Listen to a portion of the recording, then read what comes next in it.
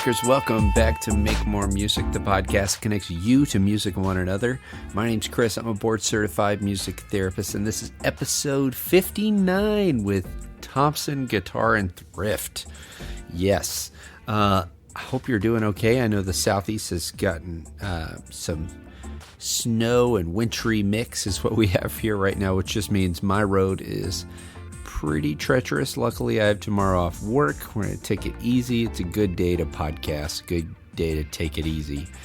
I hope you're doing okay, though, because, man, I don't know about you all, but everyone seems to have COVID right now with this new variant. And, you know, it's a long haul, and it's exhausting. You know, new things are happening. I've got lots of new updates for you kind of in the next episodes we wrap up the season, but I'm just thinking about you all and everybody, and it's a lot to go through, but this is a great episode. I hope this distracts from the chaos a little bit. Courtney and JT are awesome. You've heard about them a little bit over the past couple episodes as a recent sponsor, and I wanted to hear more about their backstory, more about their cool business model, and this is just really encouraging. If you thought, I want to try something, there's a lot of practical advice here. There's a lot of really just good nuggets of wisdom. I think you're going to like their story. Here's episode 59 with Thompson Guitar Thrift.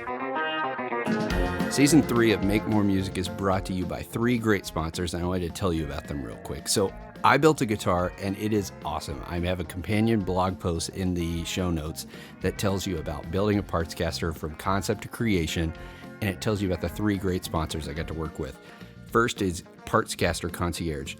Gary offers a truly concierge experience from build constructions and consultations to unfinished bodies and wooden pedal enclosures, all the way to custom requests and fully custom builds. He offers traditional styles as well as unique, one-of-a-kind DIY experiences with guitars that wouldn't traditionally have a bolt-on neck with a Parts Caster style build. Second is Porter Pickups. Brian and his team have been winding pickups focused on finding you the right sound and winding with a purpose. Their 5-person shop offers consultation through their online pickup chooser form to help you get closer to the sounds you're looking for. They sound killer. They just launched an entry-level, affordable line called the Gatekeeper, so if you're looking for something to try for the first time, look them up. Our last sponsor is Gun Street Wiring Shop, where they create wiring harnesses for your guitar needs with simple, elegant instructions to help even the first-time solderer like myself get the sound they're looking for. He's not into promoting parts myths, mojo, and magic. He sells circuits, and their customer service is top-notch. From basic upgrades to wild enhancements, Gun Street has got what you need. As I said, all the links are in the show notes, and you'll hear me blab about it more. But if you want more, look there. All right, back to the show.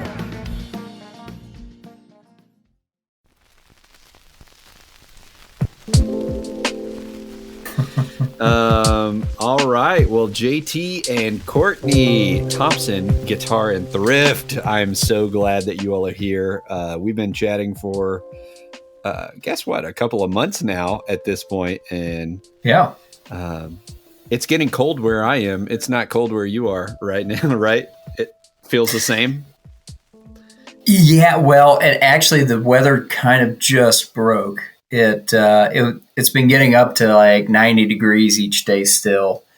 Oh. And just within the last couple of days, it came down to like a high of 80 degrees. That's glorious. Which, out here is just incredible. Yeah. Makes it nice. We went for a hike today at like 3-ish. Sometimes it'll be too hot. Yeah. That's like the heat of the day, but we were able to get our hike in. Yeah. I read all the Dune books this year, and I just went and saw the movie. And it's just like that. It's like, no, we don't go out in the midday. Like, sorry, that's not how this works. Yeah, exactly. Totally. Well, before we hop into everything you all do, your cool company, let's do some rapid fire. You ready? Ready. All right. This can be individual or something y'all listen to together, but what's the last track you listened to, last song you listened to today? The last one that I listened to was one of Jerry Lee Lewis's country albums. Okay. And it's a song called On the Back Row. And I absolutely love it.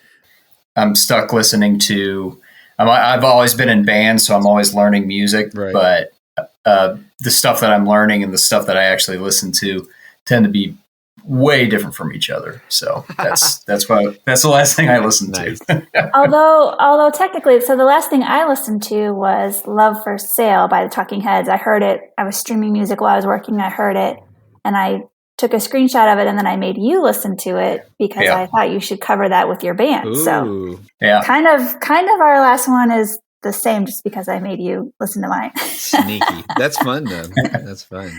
Yeah.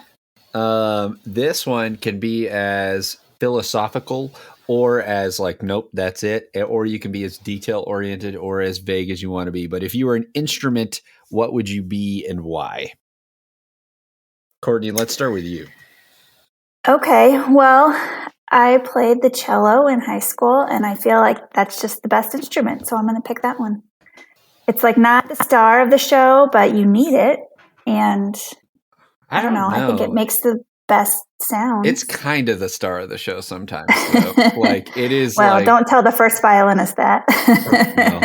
No, they'll get over it. Yeah. I mean, like cello is one of those instruments that I don't know anybody that he doesn't, when you say cello, they go, oh yeah. Like that's one of those instruments that people just like respond to really well. Well, and I lived in rural Wisconsin and they didn't have orchestra. And then I moved to Missouri in the 5th grade.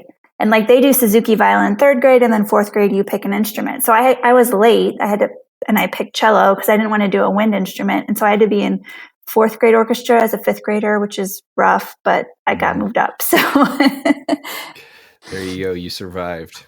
I survived. Yeah, those probably Suzuki made me learn faster. Kids. Yeah, that's no joke. I see those. Suzuki I wanted to get out of there. Sometimes the piano that are like itty bitty children, and I'm like, wow. Yeah. It's cool. I should give every kid an instrument when they're little. I mean, you just learn it, right? Like. Yeah, when it's just like walking. Yeah. Yeah. I mean, JT started playing guitar when he was like 4. Nice. Critical. Or something like critical that. Windows. Yeah. Oh, yeah. It was long enough ago that I don't actually remember like starting, That's cool. I was a tiny kid. Wow. So would you be a guitar? Yeah.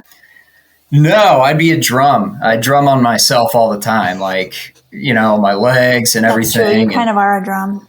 I am. I make myself a drum. So I would definitely be a drum. My dad's best friend was blind, and I just I was so into belly drumming growing up because he would always do the belly drumming thing to everything, and I'm so I have fond memories of belly drumming as a kid with Jamie. Just totally, yeah. The belly's the bass drum, and the chest is is the toms or whatever. Yeah, that's cool. That's cool. This doesn't have to be music related at all, but what's something that's been inspiring you recently? Well, for me, definitely going out on hikes. Nice. Since the weather has broken, that is just so much nicer than going to the gym. Generally during the summer, in the really hot months, we have a gym that we go to. We go there every day. And we'll, lift weights or get on the treadmill or whatever. When we go hiking, it's a totally different thing because we're together.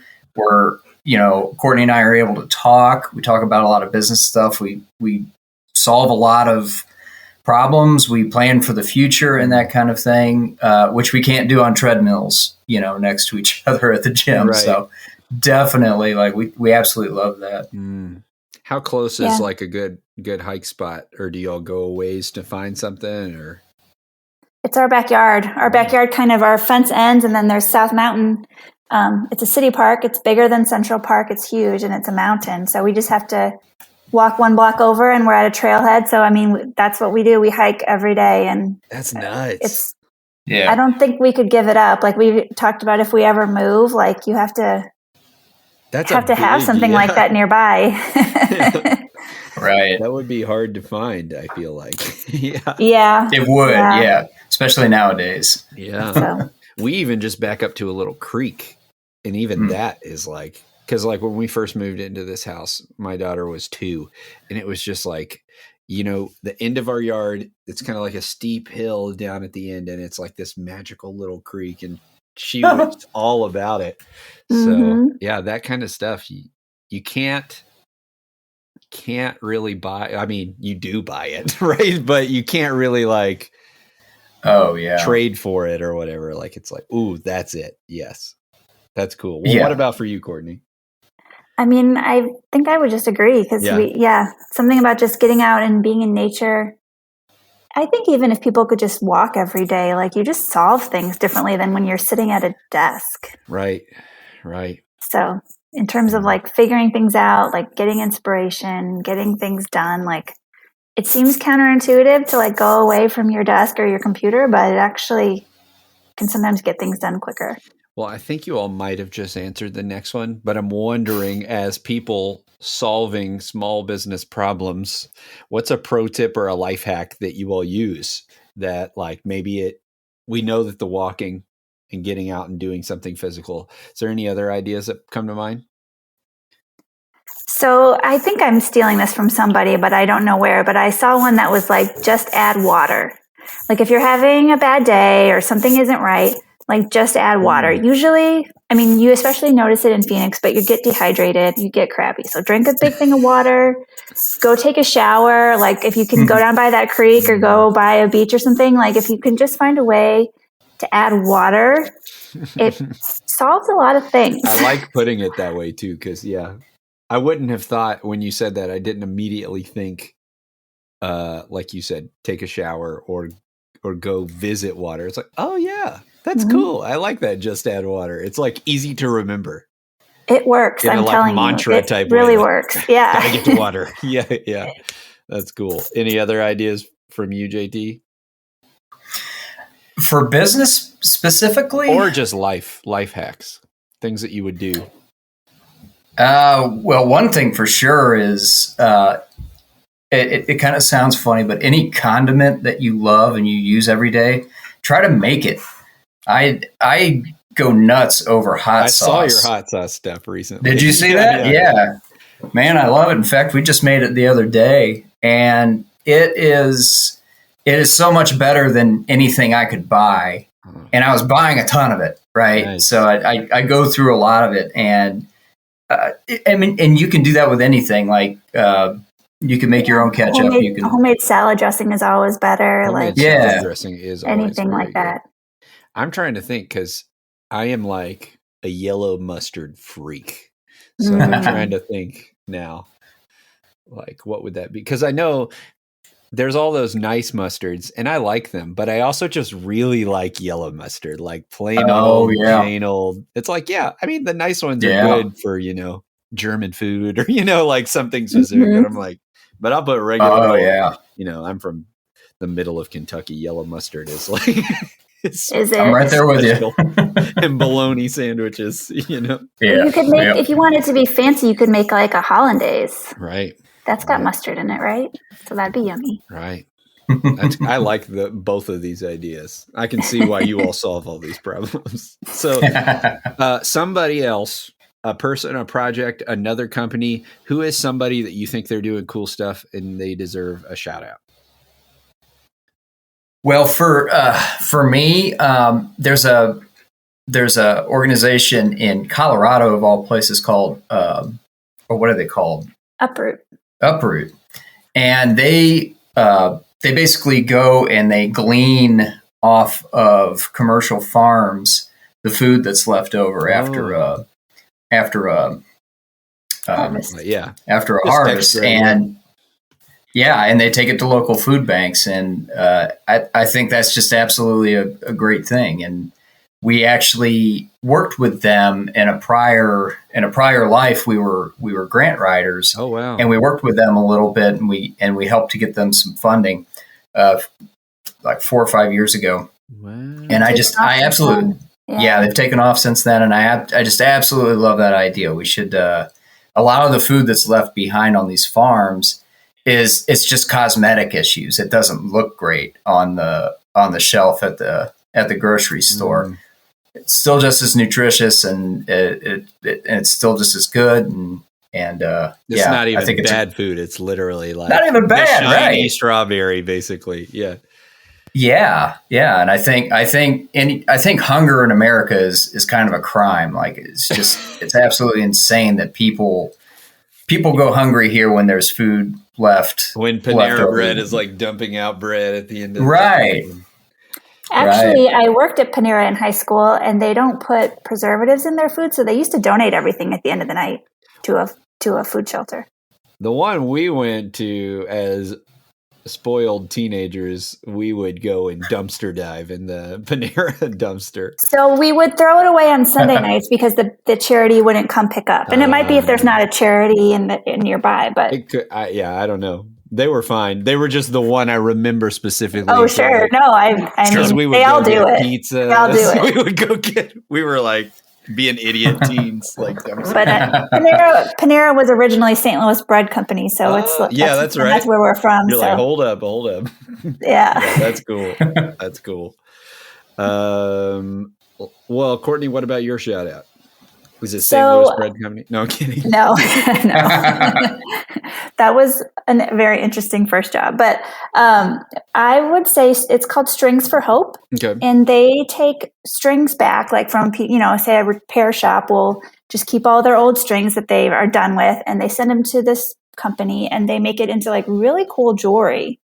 Not hokey at all. Like, it looks really neat. And they use some of the money to donate towards like helping victims of domestic violence and trafficking and everything. So I saw it's that. kind of a cool, like Scott from Stringjoy. I saw a post about that. Maybe, yeah. Ago. Yeah. It's really cool. If you want to buy a nice, like, cool necklace or earrings or a ring for somebody, like, hint, hint, husband. Right. Like, that's a cool place. Exactly. Yeah. There's bound to be a few listening, and it's now it's about to be Thanksgiving, so it's time. We'll see if mine's listening. There's right a there. shipping. Yeah. We'll give him an excuse. He's focused right now. Well, so you talked about moving from Wisconsin and then playing cello, and you talked about playing guitar before you can remember, basically. So what are some of your all's first memories of growing up, and what was around you, the musical sensory landscape, as you first remember, and then as you were growing up through high school? And I already heard grant writing, which perked up my ears. I'm like meeting with my grant writer like every week. Wow. What's the path that went from those little kids with those early experiences towards deciding to dive into your own small business, basically? Well, I came up in a musical family. I had a grandmother that played guitar.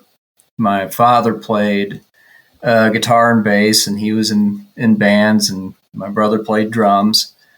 And music was just always around. And some of my earliest memories are just we're all listening to music. It was all rock and roll. Even when I was young, we just it's great. Like, looking back at it, like we had so much fun.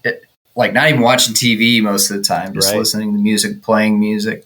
And I guess that's how I started so young that I can't remember, because it was, there was always guitars around and that kind of thing. And I kept playing, obviously through high school, was in bands, that type of thing. And once we got to about the time when we were college age, I started playing out. Cool. And at first just playing guitar, but then then I started singing, and at this point I still play out an awful lot. The pandemic really kind of put a stop to that, but starting back again, and it's always been a part of my life, and it always will.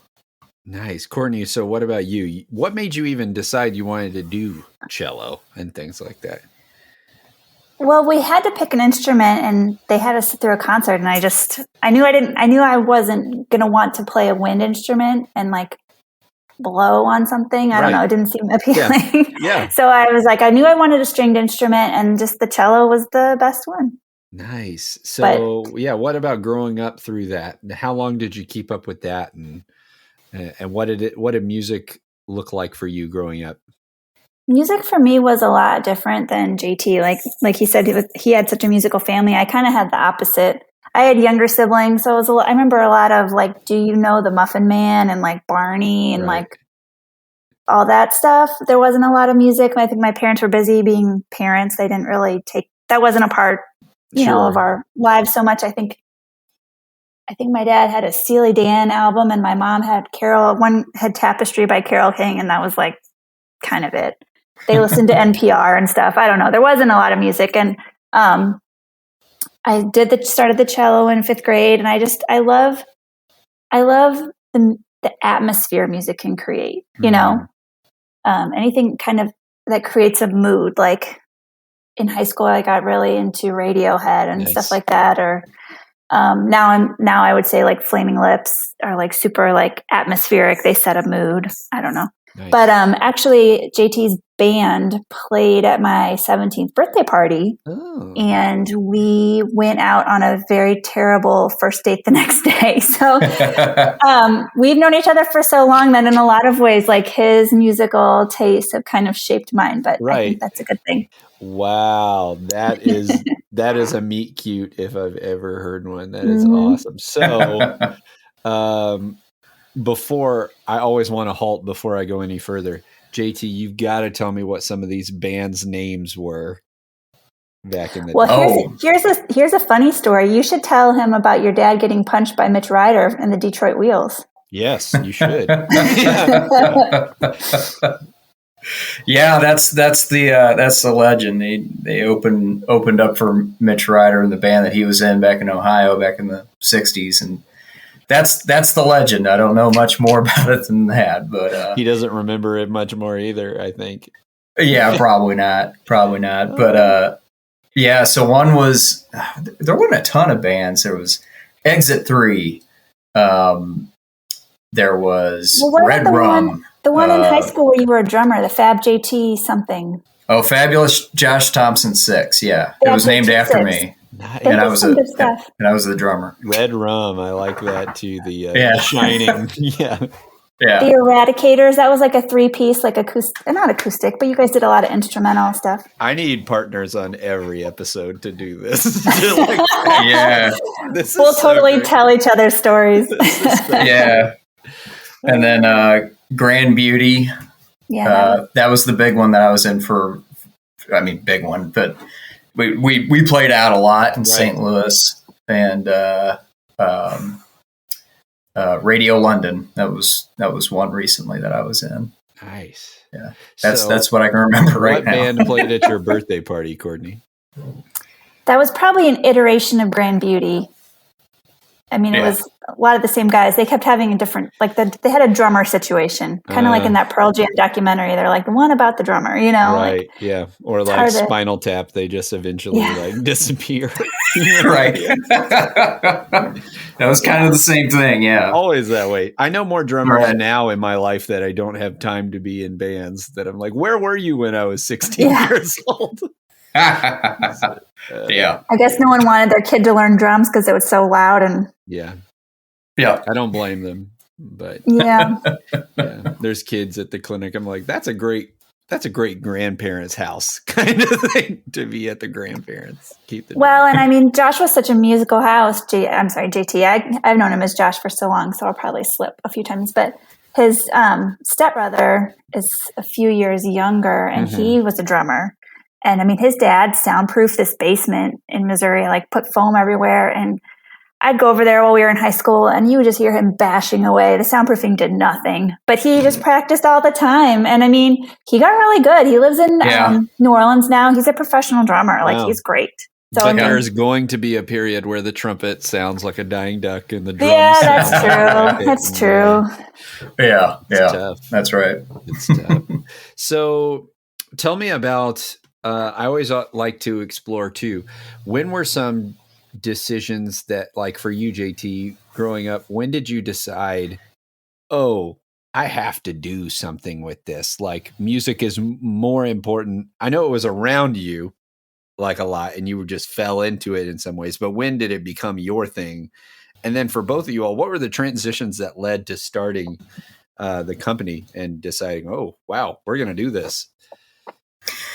Yeah, man, with music, I can't remember when I started playing guitar necessarily, but I can remember always wanting to perform. I always wanted to play in front of people, which is funny because I'm about as shy and introverted as a human being can be. Yeah, but he'd rather sing into a microphone to 200 people than talk to like 2 people. Absolutely. Well, thank you for being here. Hey, man. Yeah, no, I always knew that I would do it, and it was just in my blood. Like I was just always going to work towards it, no matter what. And as soon as I could play in front of people, I was doing it. Absolutely. And it kind of funny in the same vein, I started working on guitars early. Started tinkering with them. Started figuring out how to, change out pickups and do soldering and that kind of thing. And I think that's really a direct link to what we do now, if there is any. I mean, I was messing around with guitars, working on them for good grief since the mid 90s. And we started this business about 3.5 years ago. So it was just always part of me. Yeah. Yeah. What about from your angle, Courtney? How did this winding road get to be what it is? You all mentioned grant writing. So I'm also wondering, at what point did you either this was going a little bit or this was we're going to go for it for real? Because clearly you're always tinkering in the background anyways. Yeah. So when did this, what walk did you all go on that this became a wise idea? Yeah. So here's the business backstory. We were both kind of in corporate life. JT worked for like a Fortune 50 company. He was a business analyst and then in leadership. And he was always kind of stressed out, burnout. I was an interior designer for an architecture firm. At design school, so it was always deadlines. We worked 4 10-hour days, so it was always like super long hours. And we got to a point where we're like, we don't want to spend our life like this, just burn out, stressed out, not really enjoying time together, or we just it was too much work, So we started to formulate a plan to kind of get off the hamster wheel. And that's where the grant writing came in, because we are super bleeding hearts. Like, we love nonprofits. They're always like, who needs help? So we kind of had heard about, we both like writing too. We both like creative writing and writing. So we're like, okay, well, we did a program with ASU Lodestar nonprofit center and got our grant writing certificates. Wow. And kind of on the side, while we were still doing corporate stuff, like started exploring like doing grant writing. And our plan, and we got all our finances in order. Like, we went down to 1 car, we did all the stuff so we would have minimal just be able to be free financially as much as we could. Lean, exactly. Kind of whittled our budget down and saved up as much money as we could. And we were JT had started doing full-time grant writing. I was still at the design firm. And while we were starting to launch the grant writing thing, the guitar parts business popped up. He was always trolling Craigslist, wherever, looking for guitars to buy and sell. He'd been doing that for a long time, like he said. Yeah.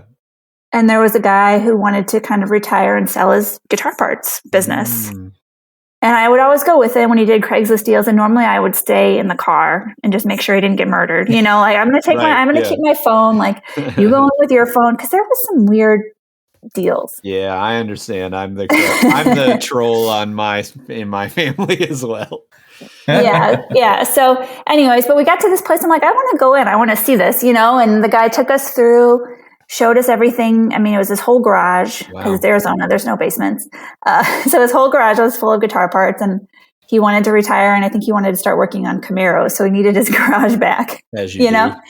And he took us into his office and wrote down a number on a piece of paper and like slid it across the desk, like literally like old school. You're like, wait, is this really happening right now? Yeah. And he's super nice guy. He's actually from Arkansas originally. And all that time living in Missouri, we'd never met anyone from Arkansas. We came all the way out here. I've still only met like 3 people in my entire life from a Arkansas. lot of them, they don't leave. They just stay there. Yeah. But anyways, the number just looked so reasonable for even me not fully knowing what all the stuff was. I'm like, well, we kind of were prepared. We had this money saved up. Yeah, okay. Yeah, I mean, I'm like, oh, he's really wanting out. Like he was really making a deal, you know? Yeah.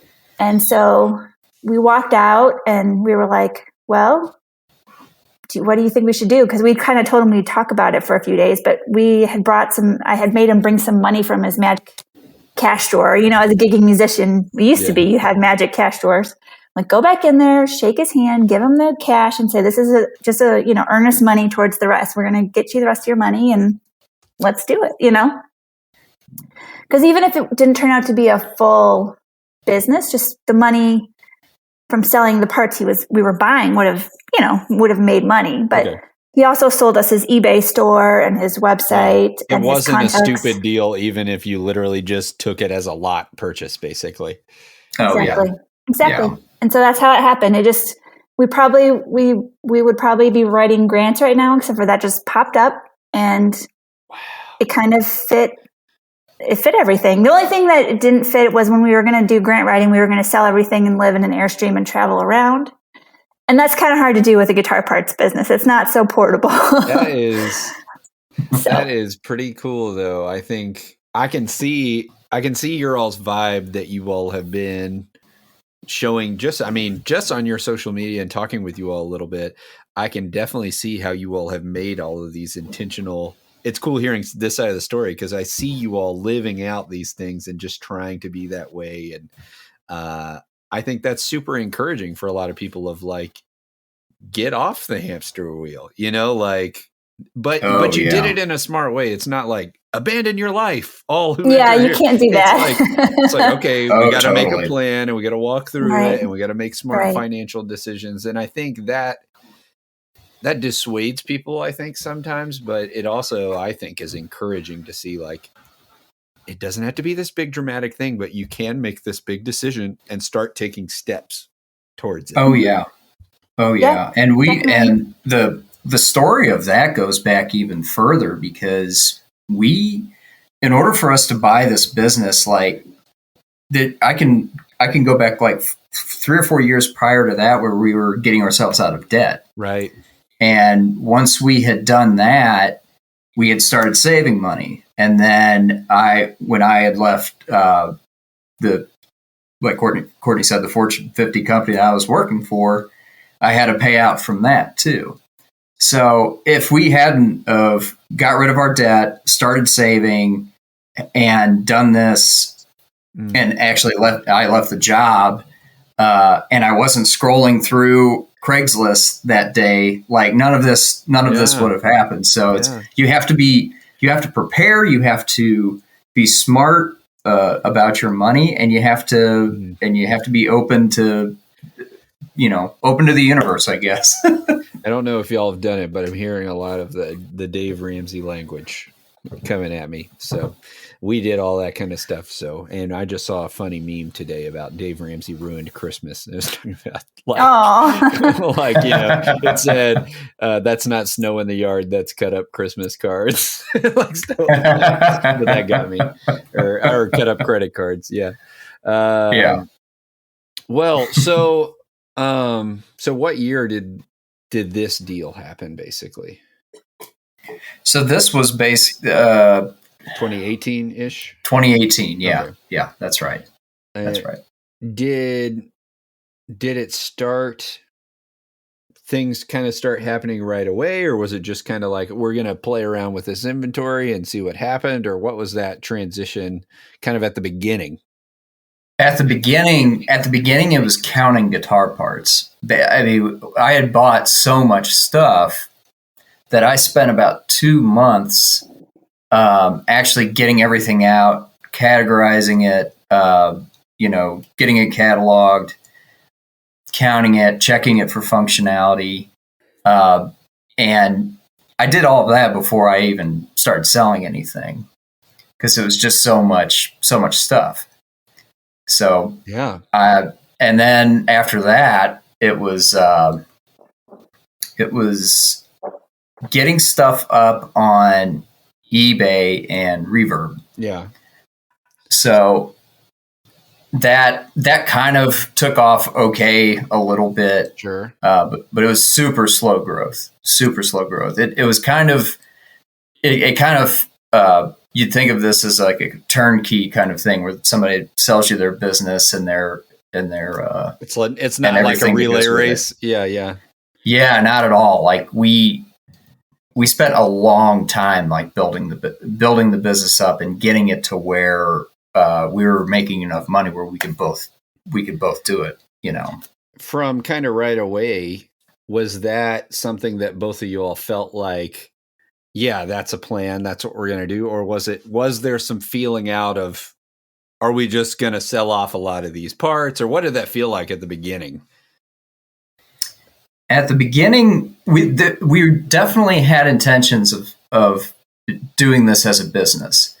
Like I said, we already were going down the path of grant writing, right? Which was we just wanted to have our own business, and to me this fit me right perfectly because I know all about it, and I've been working with guitars for years, so it was definitely very intentional that we were going to try to make it as a business, and we focused on slow growth. Good, you just have to. You just really have to grow slowly, and you have to focus on doing things right. That's kind of what our corporate background has taught us. Sure. I got ahead in the corporate world just by doing the fundamental things right. Answering emails, being responsive, having emotional intelligence, like some of these things that sound really simple, but they're not. They're not when you're trying to do it day in and day out. Yeah, I've realized that as I have grown. I was 23 or so, I think, when I had my first full-time music therapy job at a big hospital, high-performing hospital system and things like that, and just realizing how many people don't do things like show up all the time or like have a good attitude. And like at these like high performing hospital, I was like, you see other departments, I'm like, you can't like fluff the patient's pillow before you leave the room or something, man. Right. Like, ask him if you can turn on the light. Like, geez, Louise. Like, I know. It's crazy. Yeah. I didn't realize when I was younger that those things were at like the things that make companies special. It's like, people talk about companies like Chick-fil-A and Starbucks and all these companies that customer experience. It's like most of the time they're just like telling you to have a good day and like trying to make things right. And, like you were saying, so totally. It's pretty wild that like, I think it's also encouraging though, from like what you all are saying as well. It's like, it's going to be difficult, but the hard work is not the competition. The hard work is showing up every day. And I think that's kind of the whole thing. And it seems like the whole thing in the gear industry really is like, there's so much camaraderie that it's like, well, if you just show up every day and put in the effort and be as good of people as you can be, there's people that want guitar stuff everywhere. And I'm also wondering though, at what point did y'all decide? I don't know anyone else that does this like thrift store as intentionally as what you all do. And you were already hinting at, this background with NGOs and nonprofits and things. And I was like, oh, that's like, now I see why it's so featured. But at what point did you all have that idea and really want to like, let's push that ahead? Well, I think I went back through our images, and JT had a Reverb store from a while ago where we named it Thompson Guitar and Thrift, just because, when we were a lot younger and thought having like a retail store would be fun, it's like, it should be like guitars and like vintage furniture. Because as a designer, like I was super into that, and I was like something kind of for everybody, fun, actually, right? Like, that does it, really right? Great. Yeah, I'm thinking of like a really cool like flea market or really cool vintage store. Yeah. So, And those guitars are like works of art, right? So you hang them up around all that cool furniture and it looked really cool. So that was like our much younger kind of crazy idea. And now having an actual store doesn't sound so great. Like we're like JT said, we're both super introverted. And so being virtual, being online is a lot better for our personalities. Like I don't think we'd make good shopkeepers. Right. In the traditional sense of like people wanting to come in and talk to you for a long time. Yeah. So that was kind of where the name came from. And when we bought the stuff from the last guy, like there was just a lot of things that weren't ever going to fit into our main category. Sure. So like we'll put them in the thrift store. Well, we can still make money, but we're very thrift items. Yeah. We're very particular about our quality. I mean, we want to be affordable, but we also want to be quality. So if something isn't, if a neck plate or a control plate gets scratched, it might just be a little scratch, but it goes into the thrift store because that's the only way we feel right selling it. And maybe someone's going to relic something, or it's going to get scratched when you play it anyways, really. But yeah. But that at least that person knows that when they're buying it and they're getting it at a discount. So yeah, and I mean, it's like for me, as someone who likes that thrift store feel of finding something cool and like, I don't know what it is about that, but I've always loved, shopping at Goodwill. And my mother-in-law actually just started a clothes reselling business herself. So that's also been fun. She's like, look what I found. It's a Macho Man Randy Savage shirt. He was like, yes, I love it. Nice. So I think that that's something so cool about the aspect of, I think it also gives a certain kind of person the like, oh, for me, I immediately, first time I saw it, I was like, thrift? I'm like clicking on, like, I want to see what's all in there. Like all that other stuff is cool, but what? And I love that you all are still crafting that experience, even virtually, which is actually like this day and age. And for what it is, that like brick and mortar guitar store, especially post COVID, like everybody is like figuring out how to ship things better and things like that. And I think that's kind of awesome that y'all were kind of poised to be a little ahead of the curve. So like what did March of last year, or last year, we're almost on 2 years. That's crazy. But March, a year and a half ago or whatever, what did that feel like for you all? Because that was before I even had heard of you all, but it seems like you all have done excellently with kind of like, oh, this fits our personality anyways. Like, let's push ahead this way. Did it feel like, were you all already poised for that? Or was there a lot of intentionality at that point of pressing into that? What did the COVID kind of switch look like for y'all? Well, it initially, just like with everybody else, it was incredibly frightening. And I think March, it was still a little scary. You just didn't know, like, the whole economic situation in this country. Like you just didn't know what was going to happen. So we were kind of making plans like, okay, well, if we need to find work or what, like, what are we going to do? And I think a lot of people were doing that same thing. Now April, business started booming. Yeah. And I say that it was good for us, but it was also incredibly scary. It was like Black Friday type sales every day because people were realizing, well, I'm going to be home for a while. I may as well work on this guitar, buy some guitar parts, and we started selling out of stuff. And our main manufacturing suppliers in South Korea. Well, at that time, South Korea was in lockdown. Very shut down. Yeah. Yeah. So that became an issue, obviously. They couldn't manufacture stuff and get it to us quickly. So it was exhilarating. It was fun, and just incredibly frightening all at the same time. I mean, we were so fortunate in a lot of ways because we were already at home. We were already online. You know, our day-to-day life really didn't change much. We were already a kind of a bubble of two. So that's just kind of continued.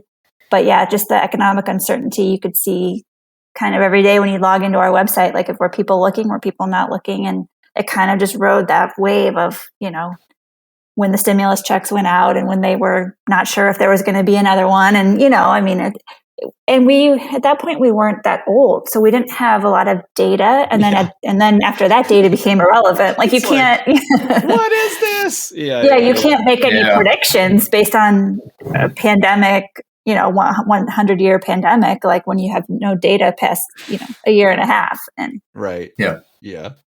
So let's look back to numbers on guitar parts in the Spanish flu and see what happened. Oh, I know. And really the funny thing is we still don't have good enough data to look back on because we were so new at the beginning. You know, we had our building year and then the next year was pandemic. So like we really don't know what a normal year looks like entirely yet. Right. So it's an ongoing thing, you know, that every business is dealing with this, you know, especially small businesses, like getting your hands on good data is very difficult. What are some of I know you all have this focus of, like you said, just delivering on customer service, making sure your things are high quality and things like that. So what kind of have you noticed data-wise about like, oh, what is setting us apart? What are people saying? And what are the things that have helped you all even be in a position that, oh, crap, we're selling out of things right now? Because that is a problem, a scary problem, but also a good problem on one hand. So like what things, what lessons have y'all learned from things like that? Well, I think one thing that we learned early on was kind of generic parts that don't like have a logo on it, for instance, and that kind of thing. There's a real push for that these days because there's a lot of builders out there. There's a lot of people that just aren't looking for a name on a bridge, like just some odd name on a bridge. And we really identified with that too. To me, when I see a guitar that has no name on it, even on the headstock, I kind of dig that, right? Because it's like it's just a guitar, like, you know, it's there for you to play it. Like you don't really need all the extra stuff, and people seem to like that. People seem to respond to it well. We use JT kind of as our target customer, you know, because it's kind of talking about like the working guy who, you know, plays guitar at night. Like you need a guitar that sounds good, but you maybe aren't buying like some crazy expensive thing. And so maybe you want to change your tone. Maybe you want to play around with it. So just thinking about what would a person who doesn't have a ton of money, but wants to make some changes or wants to try something else out, like what would they want, you know? Yeah, and that is a huge focus for us. And I think it always will be, like affordability. And we keep our margins super low in order to do that. Probably too low. Probably too low, yeah. But it's really important because I was that guy. I didn't have any money. Like I wanted to get a new pickup or fix something on my guitar, and it was always hard to do. And with us, I hope, and I know we do have a whole lot of customers that come back just for that reason. It's like, and a lot of great customers and real positive appreciation out there for that kind of thing. Because we're really, really trying to take care of people and their needs when it comes down to it. And just that like servicing, player grade, things like that. I think that's really great. And I think that gets to the heart of like, let's get you out there doing the thing and like having fun. So sorry, there's a pack of coyotes outside, and the dogs are going crazy. no, Just a normal night in Phoenix. Well, we got home last night and pulled in. And I was like, "What?"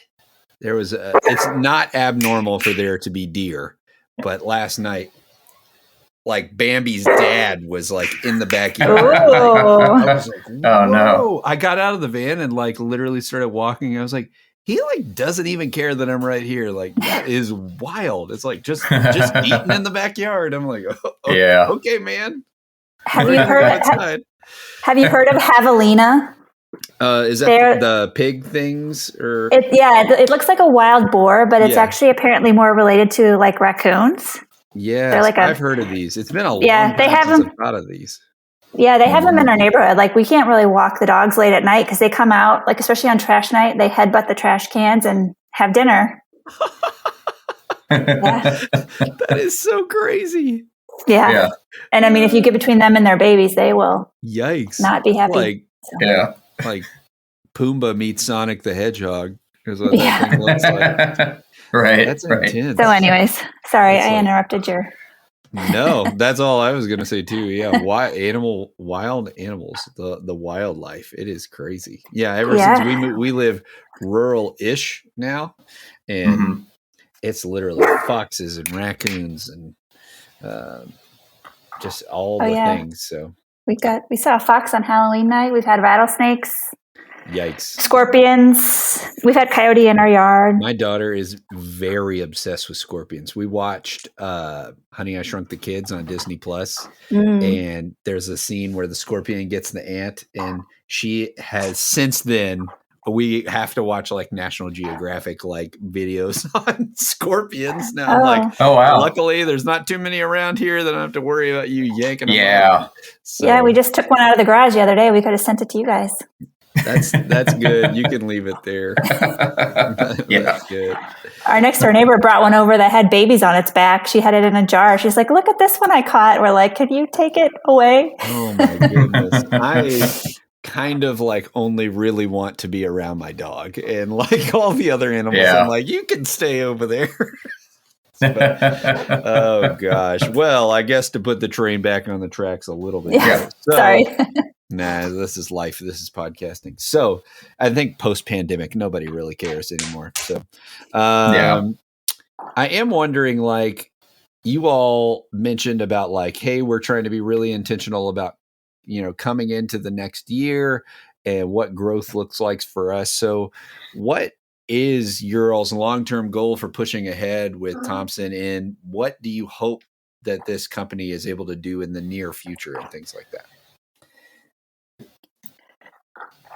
Well, really right now it's expanding kind of the width and breadth of what we can offer. Cool. We just can't offer everything right now, being as small as we are. But if we have a bridge, to have that bridge in all the colors that you could possibly want. Okay. Everything in every different configuration. Like we really want to be able to do that. And that I think the next couple of years, that'll really, really be our focus. Just really being able to offer more. And with that comes funding. We're entirely self-funded. So it's always just kind of a huge balancing act, trying to figure out how to get money for products and advertising and everything else we need to do. Yeah. That's the part that always gets left out, is the money for advertising, because we're too busy trying to buy guitar parts. So. And just like working. Yeah, that's the hard part about that kind of stuff. It's like, oh yeah, got to do that too. Right. For sure. Right.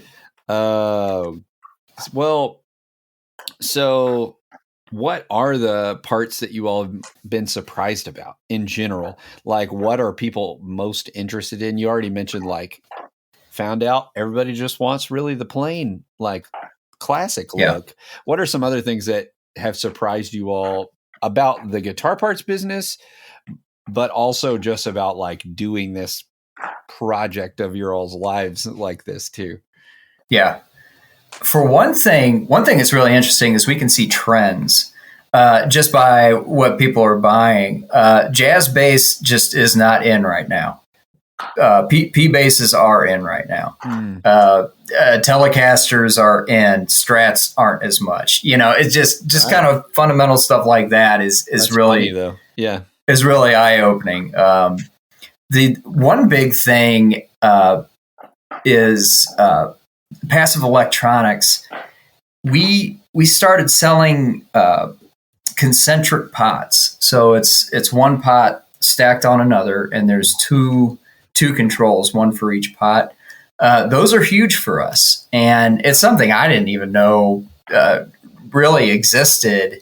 I kind of did, but I didn't really know how to use them or anything like that until we started getting them and started selling them, and they went crazy, and just that kind of thing, like the whole passive electronics world is really cool, and that's something we really try to focus on.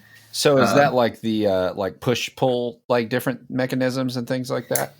Yeah. So every kind of potentiometer, we do like blend pots, mini pots, regular size pots, concentric pots, push pull, push push. So there's a whole, and all of those come in all the resistances that you could possibly want them into. Very cool. And I do know that, like, for the uninitiated, and I think we have a lot of people, I think, that listen to this podcast that might think, wow, these two are really cool. I want to check out their stuff and go onto the website and be like, oh gosh, what do I get? But you've created a lot. You have a blog, and you've created a lot of just like, are your posters like free, or you have digital printouts or something like that? Oh yeah. Yeah. So you've got like some, I've loved that about learning basics of electronics and pedal building and stuff like that. I love the spirit of the DIY community, and I think you are doing a lot for that too. So like, what would you recommend if somebody is like, doesn't know? We've had a few different DIY people on here already. So what would you recommend? Like, if you're hearing this and you think this is interesting, but you don't know what to do or what you could do, where might people start down the rabbit hole? Where's an easy entrance point for them? That's a good question. I mean, for one thing, you can always reach out to us. I'm absolutely happy to talk with anybody about it. Yeah. I think that's kind of a selling point of our small businesses. It's like pretty much any customer can get like concierge service. Just send a message, send through Instagram or Facebook or through our website, just send a message and say, hey, I have this kind of guitar. Like, what do I do? Or what do I need? And, we'll get back to you. Yeah, we do that all the time. We field questions all the time, do research for folks that have something that they're trying to do to their guitar. Like you say, we make wiring diagrams and what is it? Texanometric posters, infographics. Yeah, that's kind of from my crossover from my days in the architectural industry. I love like construction drawings and infographics. So I worked a lot in Adobe Photoshop. So I'm like, I want to make so I made an infographic about potentiometers. So it's kind of a cool, like you can print it out 8.5 by 11 or 18 by 24. Just everything about potentiometers. We did one about pickups. We just did one about capacitors. And I've been working on one forever that I need to finish about screws for guitar and bass, which is one of those weird things that you wouldn't think. I mean, talk about something that we didn't think would be trending, but people would just go on tears, like buying guitar screws like crazy. I didn't realize how specialized they were until I started doing my parts caster stuff that I was doing. I was like, wait, I have to get this obscure screw? Like, I can't just go to like Lowe's and get this? Yeah. And that like really sent me a little bit over the edge of like, oh my gosh. But yeah, I needed that in my life about a year ago, a year and a half ago. But we definitely, we're very intentional about like giving very basic, very clear information, because not everybody, most weekend warriors, you don't 100% know this stuff, and that, we don't judge anybody. We're not gonna laugh at you because you don't know exactly what a capacitor is or what resistance pot you need for your guitar. So that's kind of the spirit too.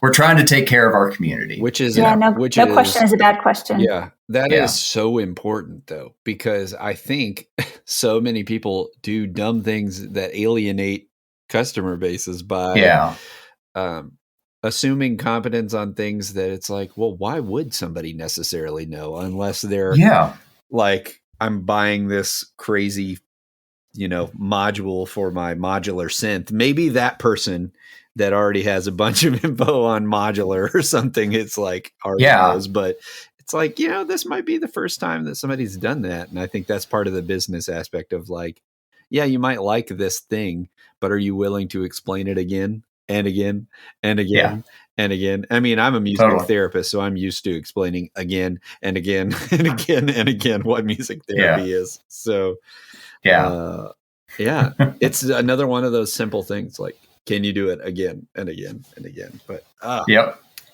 so good. Well, what should people be on the lookout for? Any special things that you want to give a buzz for people to keep an eye out for? Or is that just like, just follow along, some things are coming? Well, it's kind of tricky. Like, we're not really, we don't sell like cool t-shirts. Well, we do have t-shirts, but we're not necessarily. We do sell cool t-shirts. But I mean, we mostly have guitar parts, and you only need that certain guitar part when you are working on that certain guitar. So we don't necessarily fall into the seasonal swing as much as some other businesses, like maybe a jewelry business or whatever. Yeah. But we're definitely working on. We always try between Thanksgiving and the end of the year we add a little extra present into everybody's package. So that's one thing we do as an appreciation for our customers. And then we do have a couple other things planned. Our email list is where we kind of send out all of our specials. And the only thing we publicize sale-wise to everybody is the thrift store sale, but all of our other sales only go to our email list. So that is a good thing to sign up for if you want discounts in your inbox every month. Yes. Hint. Yeah. Well, so let's say somebody is listening and they are on the hamster wheel. They are stressing, and they may have listened to a few different episodes of people. There's people, I've interviewed people at different points in the stages, people that like it being a side hustle thing, people that have dove in like you all, people that are doing crazy way down the line things. What would you all recommend to those people that are feeling stuck and they want to make a change, but they can't see past it? Oh man, just be persistent and just keep that vision out in front of you. Be specific about like what you want and when you would like to have it. Because like I said, that's what we ended up doing. We knew in order to have our own business and control our own destiny, we had to get out of debt. We had to, so how do we do that? So we start a plan for that and start moving it forward. And know that it'll probably take a long time. It likely will take a long time. And maybe it won't. It depends on everybody's situation. I know a lot. I mean, given the fact that a lot of people are leaving jobs that they don't like right now. That's kind of a testament to this whole thing, right? Where you can make that change, but you got to have a plan and you got to execute it well. That's good. We're big planners. We're big planners, yeah. I think that's what type 7 on the Enneagram, however you say that. We're both 7s. My wife is the type 1, so she is also a planner. I am a 9, and I am like the opposite of confrontation and planning. Like I'm like the free spirit, the super overly empathetic. That every time I read the type 9 stuff, I'm like, oh gosh, yeah, that's me. That's rough.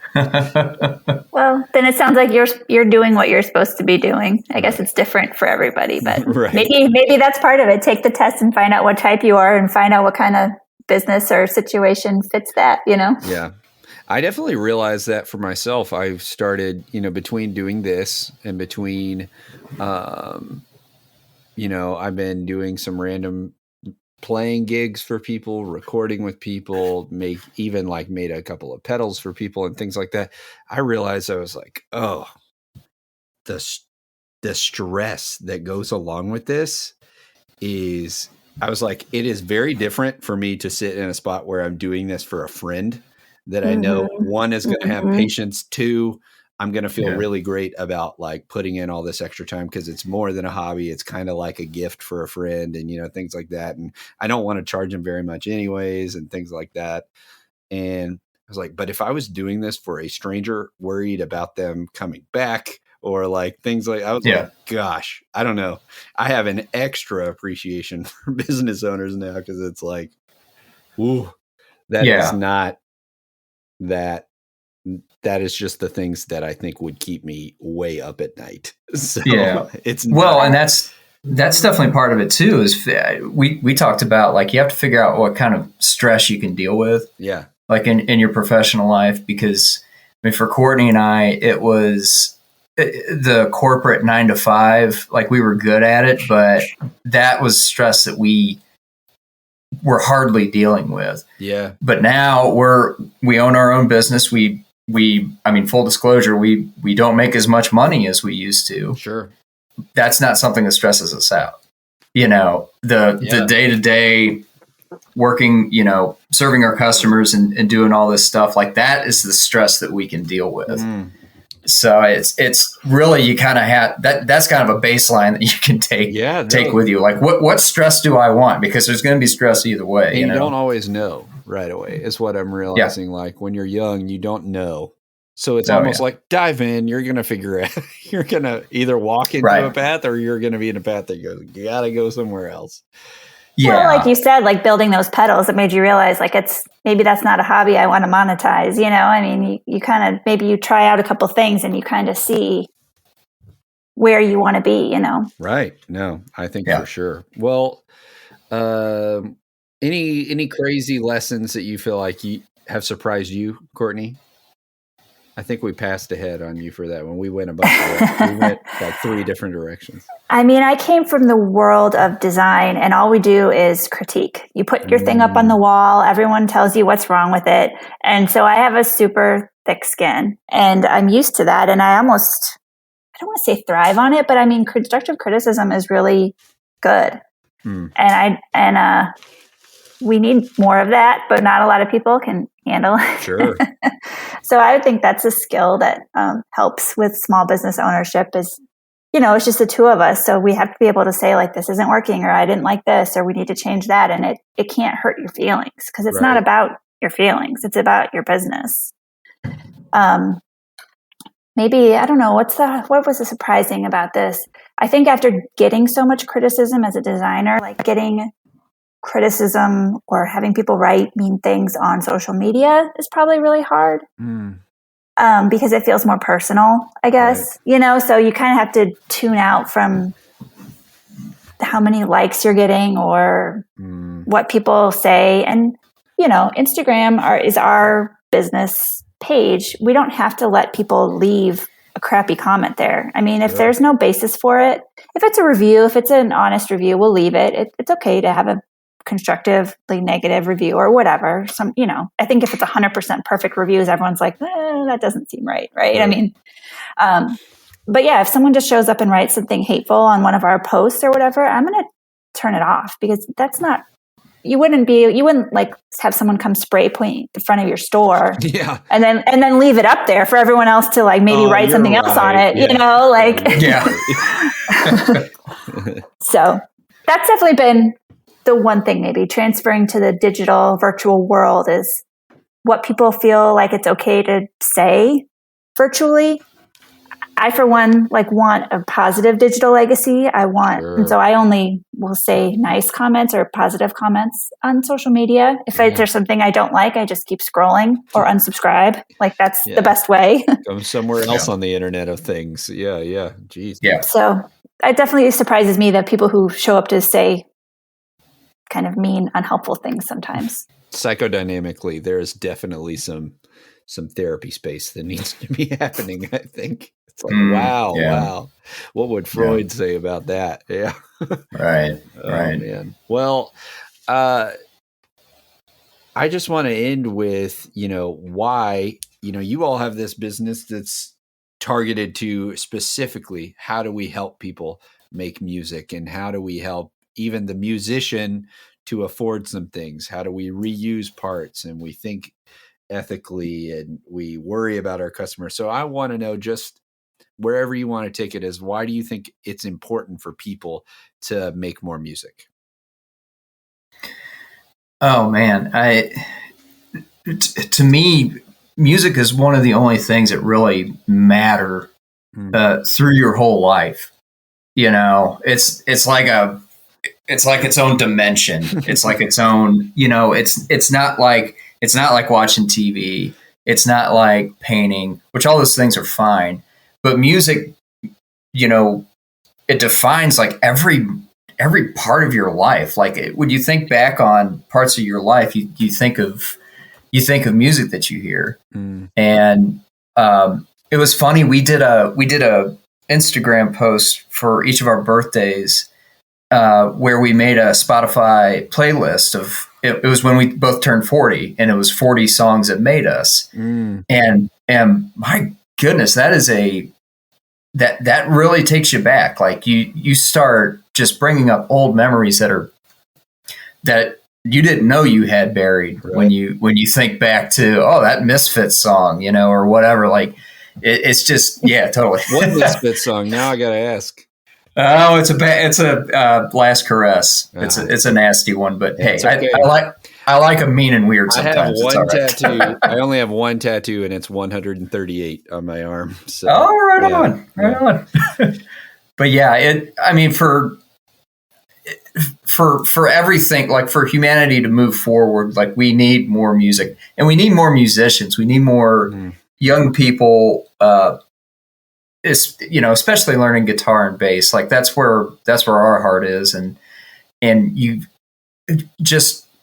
really want to encourage that to keep going, especially as popular music seems to be, kind of suppressing the guitar and bass. I feel like, right. I feel like it's up to people like us. It's getting better. Keep that going. It is getting better. Yeah. And I've been working on it kind of from the angle of like, we need more women and girls like playing and making guitars. I mean, It kind of was shut off for a while. Not really, but it doesn't always feel like a very welcoming space. So that's what I've been doing in our little business. Yeah. I mean, if you would have asked me growing up, I would have been like, yeah, like it's fine. Like I could have told you like different, women that played guitar that I thought were awesome and things like that. But then having a daughter who literally sits in the car and listens to Iron Maiden with me and like, rocks out and all this stuff.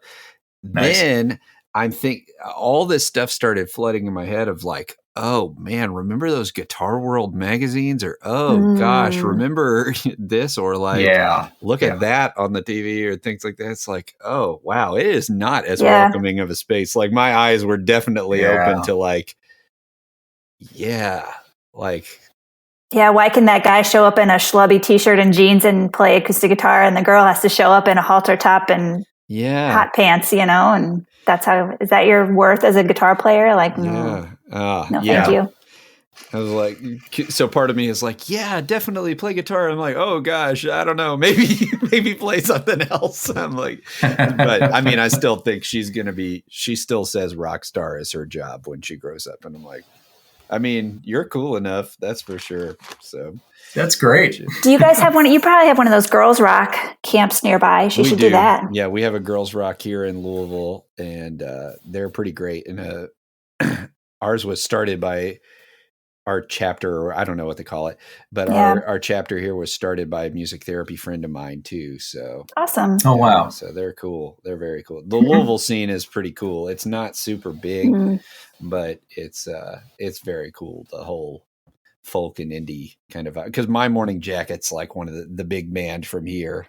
So, I was just gonna tell that story of JT. Like, he was born in Louisville and only lived there till he was 3. But he kind of said, like, he's the right age. If he had stayed there, like, he should have been in My Morning Jacket. Like, that's kind of the he's like the that's cool, kind of like the type of music and like what he would play and everything. So and if his family wouldn't have moved, yeah, and he's pretty chill. So you probably would have been in his band because he's like a pretty chill, cool guy, down to earth, still so. But well, thanks for letting me steal away a lot of your all's time for tonight. I appreciate this. I think obviously people need to go check out what you all are doing. If you didn't get the hint, you need to be on the email list. That's right. That's where the cool people are. Any last things y'all need to get off your chest before we turn off the microphone? Not necessarily. Thank you very much for having us on. This is a wonderful thing that you're doing. We love your podcast, and it really is an honor being on with you. Excellent. Oh, I know that story the other day about the foster kids sending the drum loop or whatever. I was just like, or the beat that he sent you, or if HIPAA wasn't a thing, which it's good that it is a thing, but if HIPAA, I would just be flooding stories all the time. But I love working with them. But well, I think all the things are in the show notes. So we want to point them to your website, your Instagram, the email list, any other places they might not check otherwise. That's pretty much it. We do have a little bit of a presence on YouTube, which we're building up a little bit. But great. Yeah.